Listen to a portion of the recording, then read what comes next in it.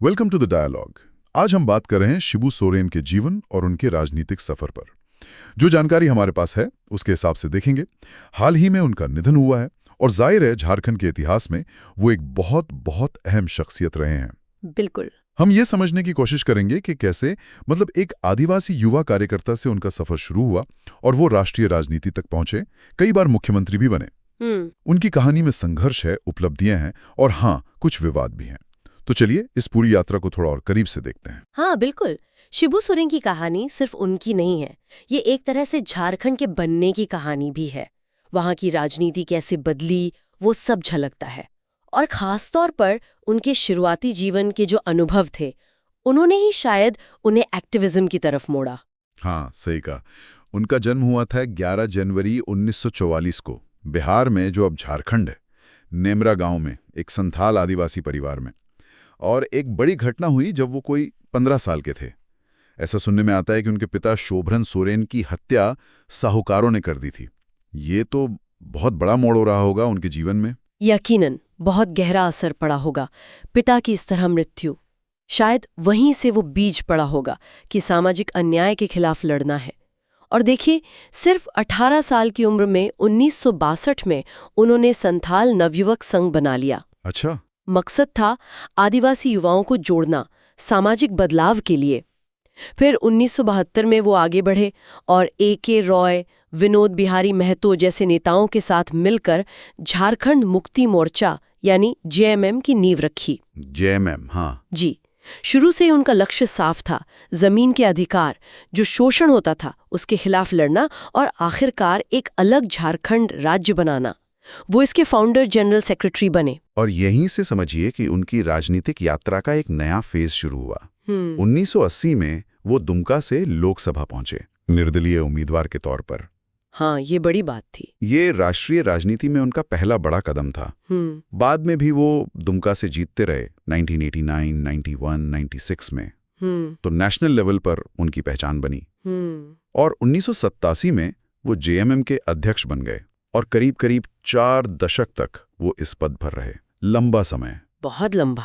और उनका सबसे बड़ा योगदान अगर देखें तो यकीनन वो अलग झारखंड राज्य का आंदोलन ही माना जाता है। उन्होंने आदिवासी और जो दूसरे पिछड़े समुदाय थे, उन सबको इस मांग के पीछे एक किया। हाँ, लामबंद किया। हाँ, और नतीजा सामने आया 15 नवंबर 2000 को, जब झारखंड बना। बिल्कुल। मुख्यमंत्री बनने के बाद उन्होंने कोशिश भी की कि जो राज्य की खनिज संपदा है और जो आदिवासियों के हित हैं और इंडस्ट्री का विकास है, उसमें एक बैलेंस बने। और एक दिलचस्प बात यह भी है कि उन्होंने JMM को सिर्फ आदिवासियों तक ही नहीं रखा। अच्छा, हाँ, उन्होंने पार्टी का आधार बढ़ाया, उसमें इंडस्ट्री और खदानों में काम करने वाले मजदूरों को भी जोड़ा।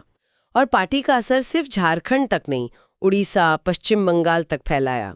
और राजनीति में तो ये होता ही है, उन्होंने कांग्रेस और BJP दोनों के साथ गठबंधन भी किए जब जैसा समीकरण बना। राजनीतिक दांवपेच।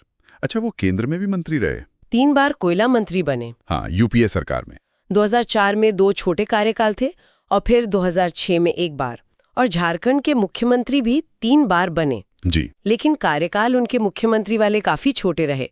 मार्च 2005 वाला तो बस 10 दिन चला। हाँ, सिर्फ 10 दिन। फिर अगस्त 2008 से जनवरी 2009 तक रहे और दिसंबर 2009 से मई 2010 तक। अक्सर ये कार्यकाल क्यों खत्म हुए? गठबंधन की दिक्कतें? हाँ, ज्यादातर तो गठबंधन की अंदरूनी राजनीति, या फिर कभी कभी वो समय पर विधानसभा सीट नहीं जीत पाए। अच्छा। तो वो अस्थिरता थी, और शायद ये उस दौर की झारखंड की राजनीति का भी एक चेहरा था। सही बात है। और हाँ, उनके राजनीतिक सफर के साथ साथ कुछ कानूनी मुश्किलें भी जुड़ी रहीं, काफी विवाद हुए। हाँ, वो जिक्र करना जरूरी है। सबसे ज्यादा चर्चा में रहा उनके जो निजी सचिव थे, शशिनाथ झा। उनके 1994 में अपहरण और हत्या का मामला। नवंबर 2006 में निचली अदालत से उन्हें दोषी भी ठहराया गया, उम्र कैद की सजा हुई।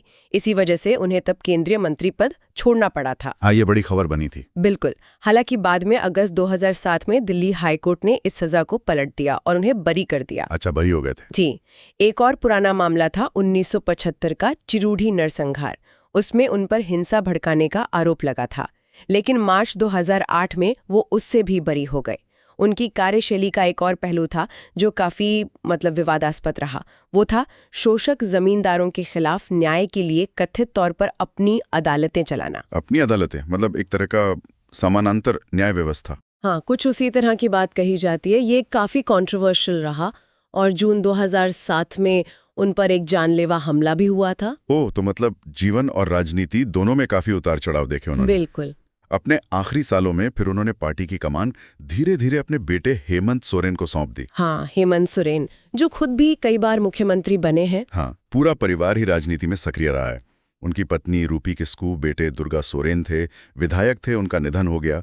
हेमंत और बसंत सोरेन हैं और बहू सीता सोरेन भी। जी, पूरा राजनीतिक परिवार।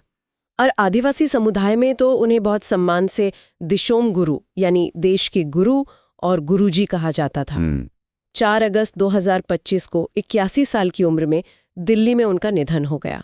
उस वक्त वो राज्यसभा के सदस्य थे, जून 2020 से। हाँ। उनके निधन पर प्रधानमंत्री, राष्ट्रपति, सभी दलों के नेताओं ने शोक जताया और अब झारखंड में कई संस्थानों का नाम उनके नाम पर रखा जा रहा है, उनकी विरासत को याद रखने के लिए। सही। वो हमेशा एक प्रतीक के तौर पर याद किए जाएंगे, आदिवासी अस्मिता के, झारखंड की पहचान के। तो ये थे शिबू सोरेन, एक जटिल व्यक्तित्व, कुछ के लिए झारखंड के निर्माता, कुछ के लिए एक विवादास्पद नेता। हाँ। एक जमीनी नेता जिसने सत्ता के गलियारों को भी देखा और कानूनी उलझनों का भी सामना किया और एक मजबूत राजनीतिक विरासत छोड़ी है।